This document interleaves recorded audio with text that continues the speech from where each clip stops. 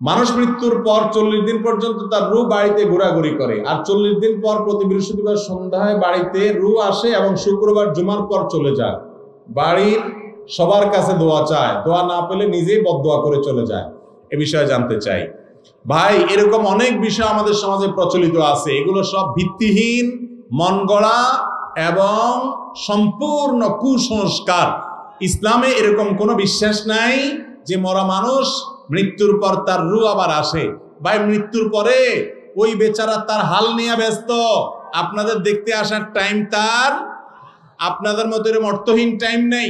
দুনিয়াতে থাকতে ফাউল অযথা সময় নষ্ট বহুত করছে সে আপনার মতো হয়তোবা, কিন্তু মৃত্যুর পর এখন সে নিজেকে নিয়ে ব্যস্ত হয়ে গেছে। যদি সে জান্নাতি হয় তাহলে সেই নেয়ামতে আছে, জাহান্নামী হলে সেই নেয়ামতে তার সে শাস্তিতে আছে। সে আইসে আপনাদেরকে সালাম করবে, দোয়া করবে, বদদোয়া করবে, চাইবে, ফুর্তি ফার্তা করবে। এত এত ফ্রি আর নিরিবিলি সে আছে, এটা মনে করার কোনো কারণ নাই। মানুষ মৃত্যুর পর আর রিটার্ন করার, কাম ব্যাক করার, ফিরে আসার কোনো সুযোগ আছে না নাই? নাই। হিন্দু ধর্ম মতে এই ধরনের বিভিন্ন কথা আছে, কিন্তু ইসলামে এরকম কোনো কথা আমরা অনেক সময় আমাদের পার্শ্ববর্তী হিন্দু ভাই বোনদের সাথে থাকতে থাকতে বা তাদের অনেক কালচার আমরা নিজেদের মনে করে আমাদের মধ্যে ধারণ করে ফেলেছি। এরকম বিষয়গুলোর মধ্যে থেকে এটা একটা। তাদের বিশ্বাস তাদের কাছে, তারা তাদেরটা বিশ্বাস করুক, সেই হিসাব তারা আল্লাহর কাছে দিবে। বাট আমরা এজ এ মুসলিম, আমাদের জন্য এরকম কোনো কথা কোরআন হাদিস বলে নাই যে মরার পরে বৃহস্পতিবার হলে রূহ আসে, শুক্রবার হলে চলে যায়, যাওয়ার সময় দোয়া চায়, দোয়া না করলে বদদোয়া দেয়। কি সুন্দর বানায় বানায় জাল হাদিস বানাইছে। আল্লাহ হেদায়েত দান করুক যারা সমস্ত কথা বানাইছে। এই ধরনের বিশ্বাস রাখলে সেটা ঈমানের সাথে ক্ষতিকর হবে। মৃত্যুর পর আর রূহ কখনো ফিরে আসার সুযোগ নাই। বর্তমান নতুন প্রজন্ম মোবাইলে ফ্রি ফায়ার খেলায় আসক্ত, তাদের উদ্দেশ্যে কিছু বলেন। এই বিষয়ে বাস্তব হয়ে গেছে।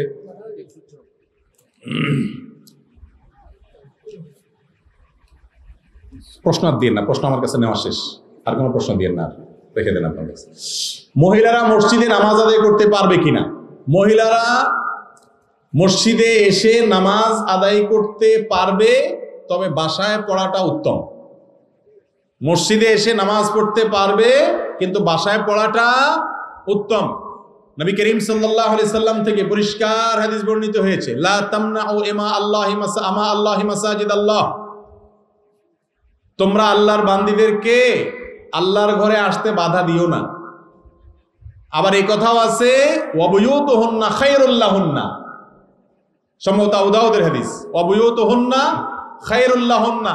তবে মেয়েদের জন্য তাদের বাসা বাড়িতে সালাত আদায় করাটা অধিক উত্তম মসজিদে পড়ার চাইতে।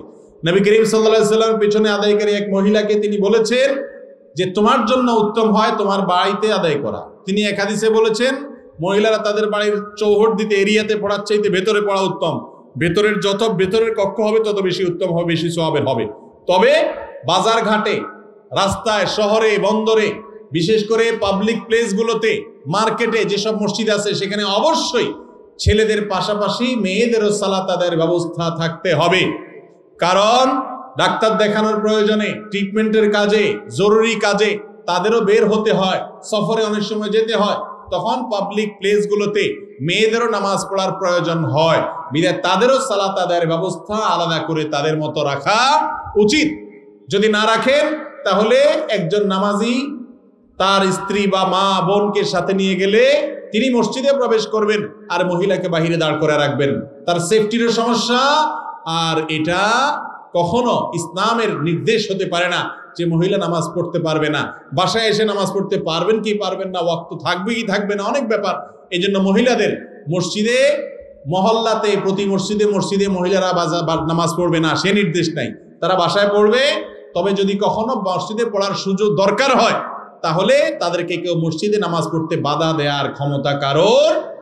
কেউ বাজারে গেছে, আব্দুল্লাহ জাহাঙ্গীরের মধ্যে একটা কথা বলতেন যে মহিলারা যেভাবেই হোক তারা বাসার বাইরে চলে গেছে। এখন আপনি যদি বলেন যে না মসজিদে নামাজ পড়তে পারবা না, তাহলে তারা বাসায় ঢুকে যাবে, ব্যাপারটা এরকম না। ব্যাপারটা হলো নামাজ পড়বে না। তাহলে তারা নামাজ না পড়া ভালো না মসজিদে ঢুকে পড়া ভালো? এই জন্য অন্তত পাবলিক প্লেসগুলোতে অবশ্যই গুরুত্বের সাথে মেয়েদের জন্য নামাজের ব্যবস্থা থাকা উচিত। এরপরে প্রশ্ন হলো, জাকাত কি রমজান মাসেই আদায় করতে হবে? ভাইরা আমার, আমাদের সমাজে অনেক মানুষ মনে করে জাকাত রমজান মাসে দিতে হয়। এটা এ অর্থে ভুল যে রমজান মাসেই শুধু জাকাত দিতে হয় বা জাকাত আদায়ের মাস রমজান মাস, এরকমটি মনে করলে সেটা সঠিক নয়, এটা ভুল। তবে হ্যাঁ, রমজান মাসেও জাকাত আদায় করা যায়। জাকাতের সম্পর্ক হলো একজন ব্যক্তির জাকাত বর্ষের সাথে। জাকাত বর্ষ কি?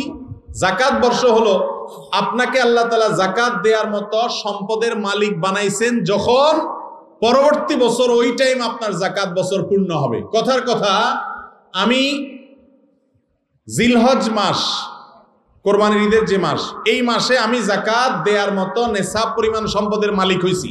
595 গ্রাম রূপা কিনতে যে পরিমাণ টাকা বা সম্পদ লাগে, এই পরিমাণ সম্পদের মালিক আমি হইছি জিলহজ মাসে।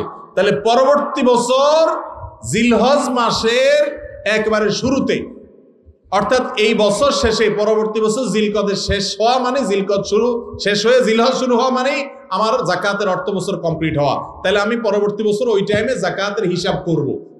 আমাদের দেশে বেশিরভাগ মানুষ জাকাত দেয় রমজান মাসে। ঠিক আছে, রমজানে জাকাত দিলে এটা দোষের না, কিন্তু আপনার জাকাতের হিসাবটা করতে হবে জাকাতের যে অর্থ বছর আসছে সে অনুযায়ী।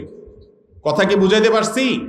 আপনি সম্পদের মালিক, কথার কথা, আপনি চাকরি নিছেন, বেতন পাইছেন, খেটে জমছে, জমার পরে জাকাতের নেশাবের একটা ফিগার আছে না, এই ফিগার হওয়ার পর সেটা যখন হয়েছে পরবর্তী বছর ওই টাইমে আপনার জাকাত আপনার উপর আবশ্যক হবে। এটা প্রত্যেক ব্যক্তির আলাদা আলাদা হবে। আমার জাকাত বর্ষ একরকম, ওনারটা আরেক রকম হইতে পারে, ওনারটা আরেক রকম হইতে পারে, কিন্তু জাকাত আগে দেওয়া যায়। কথার কথা, জিলহজ মাস হইতে এখনো 3 মাস বাকি, আমি এখন থেকে হিসাব করে যদি জাকাত দিয়ে দেই, এটা দেওয়া যায়, আগে দেওয়া যায়। কিন্তু জাকাত রমজানেই দিতে হবে, এটা অনেকেই মনে করে, সেটা ভুল। রমজানেই শুধু জাকাত দিতে হবে এমন কথা নয়, জাকাত সারা বছর ধরে দেওয়া যায়। রমজানে গরিব মানুষের যাতে রোজা রাখতে পারে, ঈদ পালন করতে পারে, সেজন্য আপনি সহায়তা করলেন, সেটা ভালো কাজ।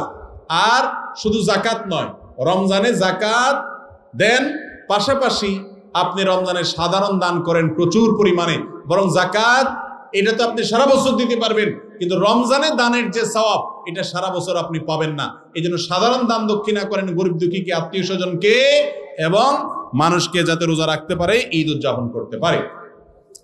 বাচ্চা জন্মের পর 40 দিন পর্যন্ত বাচ্চাকে একা ঘরে রাখা হয় না। ইসলামের দৃষ্টিতে এটা কতটুকু যুক্তিযুক্ত জানতে চাই। বাচ্চা জন্মের পর 40 দিন বাচ্চাকে একা রাখা হয় না, ঠিক আছে? তো এখানে তো ইসলামের দৃষ্টিকোণ না, এখানে বিষয়টা হলো বাচ্চা জন্মের পর একা একা রাখলে তো বিপদ হইতে পারে, একা একা রাখবে কেন তাহলে? কিন্তু কেউ যদি এটা মনে করে যে বাচ্চা জন্মের পর 40 দিন পর্যন্ত তার সাথে কেউ না কেউ থাকতে হবে, 1 মিনিটের জন্য তাকে এক কক্ষে আলাদা রাখা যাবে না, তাহলে সেটা ভুল। এই কথা কোরআন হাদিসে কোথাও নাই, এটা কুসংস্কার। কথা কি বুঝাতে পারছি? বাকি এমনি বাচ্চার যাতে কোনো বিপদ না হয়, তার জন্য অসুবিধা না হয়, সেই জন্য তার আশেপাশে কেউ না কেউ থাকা, এটা তো ঠিক আছে। এটার সাথে সাধারণ বিবেকের প্রশ্ন জড়িত, ইসলাম নয়, ইসলামের বিষয় না এটা। আমরা বাচ্চার সেফটির জন্য, নিরাপত্তার জন্য তার আশেপাশে তার দাদি, নানি, দাদা, খালা বা ফুফু, মা, বাবা, কেউ না কেউকে রাখার চেষ্টা করি। বাকি কেউ না কেউ থাকতেই হবে, 1 সেকেন্ডের জন্য সরা যাবে না 40 দিন পর্যন্ত, এমন কোনো কথা কোরআন হাদিসে নাই।